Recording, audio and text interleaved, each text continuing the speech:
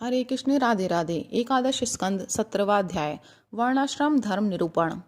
उद्धव जी ने कहा, कमल नयन श्री कृष्ण, आपने पहले वर्णाश्रम धर्म का पालन करने वालों के लिए और सामान्यतः मनुष्य मात्र के लिए उस धर्म का उपदेश किया था जिससे आपकी भक्ति प्राप्त होती है। अब आप कृपा करके यह बतलाइए कि मनुष्य किस प्रकार से अपने धर्म का अनुष्ठान करे जिससे आपके चरणों में उसे भक्ति प्राप्त हो जाए। प्रभु महाबाहु माधव, पहले आपने हंस रूप से अवतार ग्रहण करके ब्रह्मा जी को अपने परम धर्म का उपदेश किया था। रिपुदमन बहुत समय बीत जाने के कारण वह इस समय मर्त्य लोक में प्राय नहीं सा रह गया है, क्योंकि आपको उसका उपदेश किए बहुत दिन हो गए हैं। अच्युत, पृथ्वी में तथा ब्रह्मा की उस सभा में भी जहाँ संपूर्ण वेद मूर्तिमान होकर विराजमान रहते हैं, आपके अतिरिक्त ऐसा कोई भी नहीं है जो आपके इस धर्म का प्रवचन, प्रवर्तन अथवा संरक्षण कर सके। इस धर्म के प्रवर्तक, रक्षक और उपदेशक आप ही हैं। आपने पहले जैसे मधु दैत्य को मारकर वेदों की रक्षा की थी, वैसे ही अपने धर्म की भी रक्षा कीजिए। स्वयं प्रकाश परमात्मन, जब आप पृथ्वी तल से अपनी लीला संवरण कर लेंगे तब तो इस धर्म का लोप हो ही जाएगा, फिर उसे कौन बतावेगा। आप समस्त धर्मों के मर्मज्ञ हैं, इसलिए प्रभु आप उस धर्म का वर्णन कीजिए जो आपकी भक्ति प्राप्त कराने वाला है, और यह भी बतलाइए कि किसके लिए उसका कैसा विधान है। श्री सुखदेव जी कहते हैं, परीक्षित, जब इस प्रकार भक्त शिरोमणि उद्धव जी ने प्रश्न किया तब भगवान श्री कृष्ण ने अत्यंत प्रसन्न होकर प्राणियों के कल्याण के लिए उन्हें सनातन धर्मों का उपदेश दिया। भगवान श्री कृष्ण ने कहा, प्रिय उद्धव, तुम्हारा प्रश्न धर्म में है, क्योंकि इससे वर्णाश्रम धर्मी मनुष्यों को परम कल्याण स्वरूप मोक्ष की प्राप्ति होती है। अतः मैं तुम्हें उन धर्मों का उपदेश करता हूँ, सावधान होकर सुनो। जिस समय इस कल्प का प्रारंभ हुआ था और पहला सतयुग चल रहा था, उस समय सभी मनुष्यों का हंस नामक एक ही वर्ण था। उस युग में सब लोग जन्म से ही कृतकृत्य होते थे, इसलिए उसका एक नाम कृत युग भी है। उस समय केवल प्रणव ही वेद था और तपस्या, शौच, दया एवं सत्य रूप 4 चरणों से युक्त में ही वृष भरूपधारी धर्म था। उस समय के निष्पाप एवं परम तपस्वी भक्तजन मुझ हंस स्वरूप शुद्ध परमात्मा की उपासना करते थे। परम भाग्यवान उद्धव, सत्य युग के बाद त्रेता युग का आरंभ होने पर मेरे हृदय से श्वास प्रश्वास के द्वारा ऋग्वेद, सामवेद और यजुर्वेद रूप त्रय विद्या प्रकट हुई, और उस त्रय विद्या से होता अर्धवर्यु और उद्गाता के कर्म रूप 3 भेदों वाले यज्ञ के रूप से मैं प्रकट हुआ। विराट पुरुष के मुख से ब्राह्मण, भुजा से क्षत्रिय, जंघा से वैश्य और चरणों से शूद्रों की उत्पत्ति हुई। उनकी पहचान उनके स्वभाव अनुसार और आचरण से होती है। उद्धव जी, विराट पुरुष भी मैं ही हूँ, इसलिए मेरे ही उरु स्थल से गृहस्थाश्रम, हृदय से ब्रह्मचार्याश्रम, वक्षस्थल से वानप्रस्थाश्रम और मस्तक से संन्यास आश्रम की उत्पत्ति हुई है। इन वर्ण और आश्रमों के पुरुषों के स्वभाव भी इनके जन्म स्थानों के अनुसार उत्तम, मध्यम और अधम हो गए, अर्थात उत्तम स्थानों से उत्पन्न होने वाले वर्ण और आश्रमों के स्वभाव उत्तम और अधम स्थानों से उत्पन्न होने वालों के अधम हुए। शम, दम, तपस्या, पवित्रता, संतोष, क्षमाशीलता, सीधापन, मेरी भक्ति, दया और सत्य ये ब्राह्मण वर्ण के स्वभाव हैं। तेज, बल, धैर्य, वीरता, सहनशीलता, उदारता, उद्योगशीलता, स्थिरता, ब्राह्मण भक्ति और ऐश्वर्य ये क्षत्रिय वर्ण के स्वभाव हैं। आस्तिकता, दानशीलता, दम्भहीनता, ब्राह्मणों की सेवा करना और धन संचय से संतुष्ट न होना ये वैश्य वर्ण के स्वभाव हैं। ब्राह्मण, गौ और देवताओं की निष्कपट भाव से सेवा करना और उससे भी जो कुछ मिल जाए उसमें संतुष्ट रहना ये शूद्र वर्ण के स्वभाव हैं। अपवित्रता, झूठ बोलना, चोरी करना, ईश्वर और परलोक की परवाह न करना, झूठ मूठ झगड़ना और काम, क्रोध एवं तृष्णा के वश में रहना ये अंत्यजों के स्वभाव हैं। उद्धव जी, चारों वर्णों और चारों आश्रमों के लिए साधारण धर्म यह है कि मन, वाणी और शरीर से किसी की हिंसा ना करे, सत्य पर दृढ़ रहे, चोरी ना करे, काम, क्रोध तथा लोभ से बचे, और जिन कामों के करने से समस्त प्राणियों की प्रसन्नता और उनका भला हो वही करें। ब्राह्मण, क्षत्रिय तथा वैश्य गर्भाधान आदि संस्कारों के क्रम से यज्ञोपवीत संस्कार रूप द्वितीय जन्म प्राप्त करके गुरुकुल में रहे और अपनी इंद्रियों को वश में रखे। आचार्य के बुलाने पर वेद का अध्ययन करे और उसके अर्थ का भी विचार करे मेखला, मृग चर्म, वर्ण के अनुसार दंड, रुद्राक्ष की माला, यज्ञोपवीत और कमंडलू धारण करे, सर पर जटा रखे, शौकीनी के लिए दांत और वस्त्र न धोवे, रंगीन आसन पर न बैठे और कुश धारण करे, स्नान, भोजन, हवन, जप और मलमूत्र त्याग के समय मौन रहे और कक्ष तथा गुप्तेंद्रिय के बाल और नाखूनों को कभी ना काटे, पूर्ण ब्रह्मचर्य का पालन करे, स्वयं तो कभी वीर्यपात करे ही नहीं। यदि स्वप्न आदि में वीर्य स्खलित हो जाए तो जल में स्नान करके प्राणायाम करे एवं गायत्री का जप करे। ब्रह्मचारी को पवित्रता के साथ एकाग्रचित्त होकर अग्नि, सूर्य, आचार्य, गौ, ब्राह्मण, गुरु, वृद्धजन और देवताओं की उपासना करनी चाहिए तथा सायंकाल और प्रातःकाल मौन होकर संध्योपासन एवं गायत्री का जप करना चाहिए। आचार्य को मेरा ही स्वरूप समझे, कभी उनका तिरस्कार ना करे, उन्हें साधारण मनुष्य समझकर दोष दृष्टि ना करे, क्योंकि गुरु सर्वदेव में होता है। सायंकाल और प्रातःकाल दोनों समय जो कुछ भिक्षा में मिले वह लाकर गुरुदेव के आगे रख दे, केवल भोजन ही नहीं, जो कुछ हो सब। तदनंतर उनके आज्ञा अनुसार बड़े संयम से भिक्षा आदि का यथोचित उपयोग करे। आचार्य यदि जाते हों तो उनके पीछे पीछे चले, उनके सो जाने के बाद बड़ी सावधानी से उनसे थोड़ी दूर पर सोवे, थके हों तो पास बैठकर चरण दबावे और बैठे हों तो उनके आदेश की प्रतीक्षा में हाथ जोड़कर पास में ही खड़ा रहे। इस प्रकार अत्यंत छोटे व्यक्ति की भांति सेवा शुश्रूषा के द्वारा सदा सर्वदा आचार्य की आज्ञा में तत्पर रहे।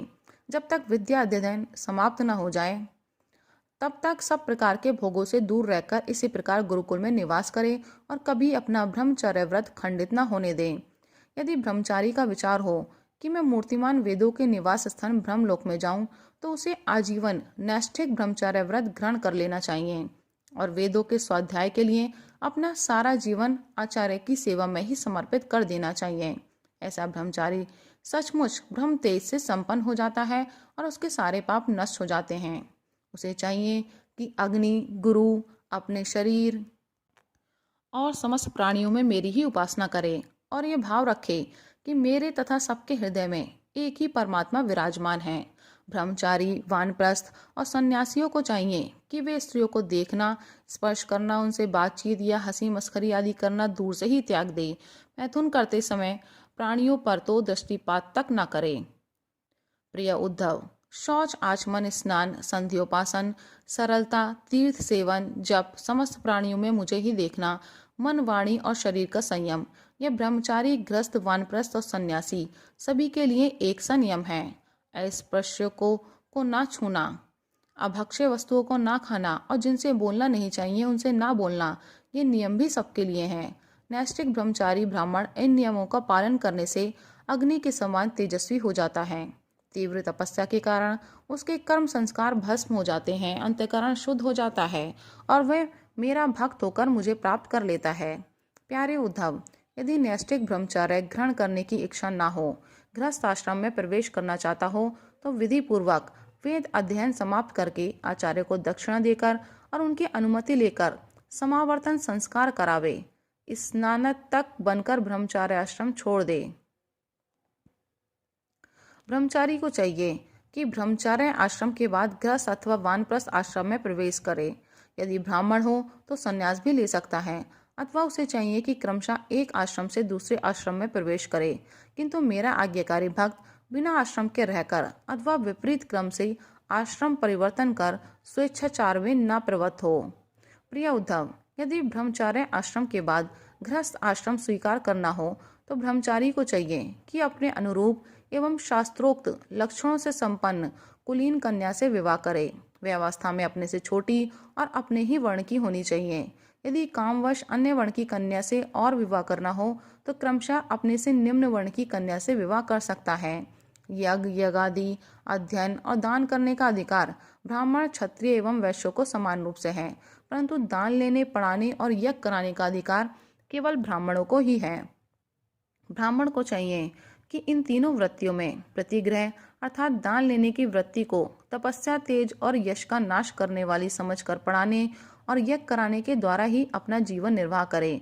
और यदि इन दोनों वृत्तियों में भी दोष दृष्टि हो, प्रावलंबन, दीनता आदि दोष दिखते हों तो अन्न कटने के बाद खेतों में पड़े हुए दाने बीनकर ही अपना जीवन का निर्वाह कर ले। उद्धव, ब्राह्मण का शरीर अत्यंत दुर्लभ है। यह इसलिए नहीं है कि इसके द्वारा तुच्छ विषय भोगी ही भोगे जाएं।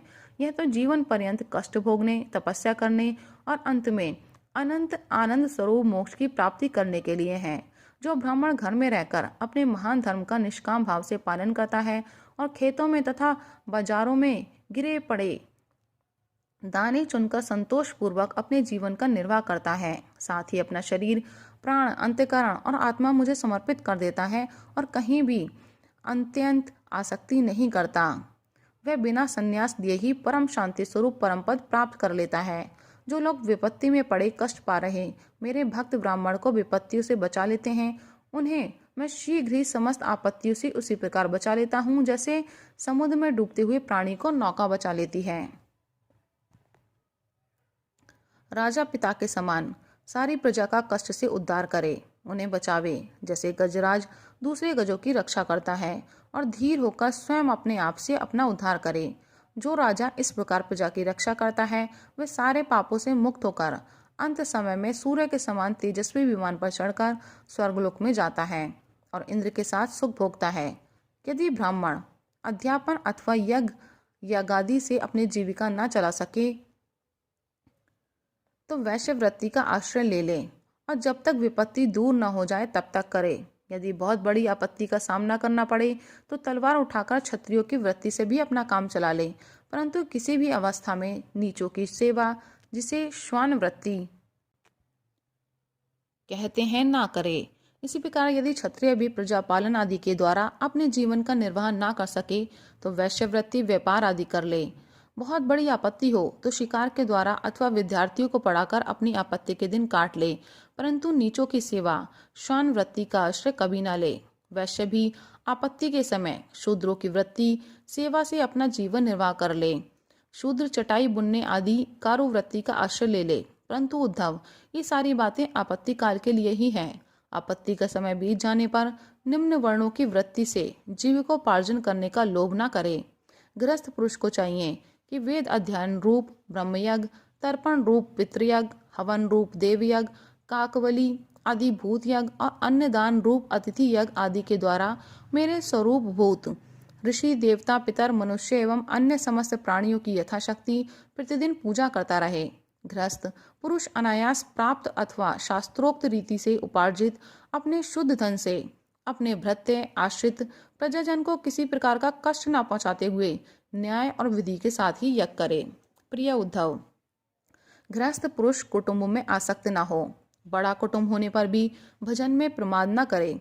बुद्धिमान पुरुष को यह बात भी समझ लेनी चाहिए कि जैसे इस लोक की सभी वस्तुएं नाशवान हैं, वैसे ही स्वर्ग आदि परलोक के भोग भी नाशवान ही हैं।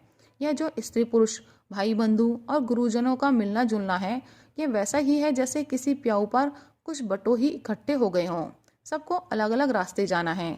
जैसे स्वप्न नींद टूटने तक ही रहता है, वैसे ही इन मिलने जुलने वालों का संबंध ही बस शरीर के रहने तक ही रहता है। फिर तो कौन किसको पूछता है।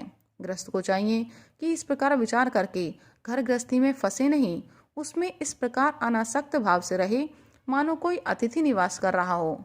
जो शरीर आदि में अहंकार और घर आदि में ममता नहीं करता, उसे घर गृहस्थी के फंदे बांध नहीं सकते। भक्तिमान पुरुष गृहस्थोचित शास्त्रोक्त कर्मों के द्वारा मेरी आराधना करता हुआ घर में ही रहे, अथवा यदि पुत्रवान हो तो वानप्रस्थ आश्रम में चला जाए या संन्यास आश्रम स्वीकार कर ले। प्रिय उद्धव, जो लोग इस प्रकार का गृहस्थ जीवन न बिताकर घर गृहस्थी में ही आसक्त हो जाते हैं, स्त्री पुत्र और धन की कामनाओं में फंसकर हाय हाय करते रहते और मूर्तावश स्त्री लंपट और कृपण होकर मैं मेरे के फेर में पड़ जाते हैं, वे बंध जाते हैं। वे सोचते रहते हैं, हाय हाय मेरे माँ बाप बूढ़े हो गए, पत्नी के बाल बच्चे अभी छोटे छोटे हैं, मेरे ना रहने पर ये दीन अनाथ और दुखी हो जाएंगे, फिर इनका जीवन कैसे रहेगा। इस प्रकार घर गृहस्थी की वासना से जिसका चित्त विक्षिप्त हो रहा है, वह मूढ़ बुद्धि पुरुष विषय भोगों से कभी तृप्त नहीं होता। उन्हीं में उलझकर अपना जीवन खो बैठता है और मरकर घोर तमोमय नरक में जाता है। राधे राधे, हरे कृष्ण।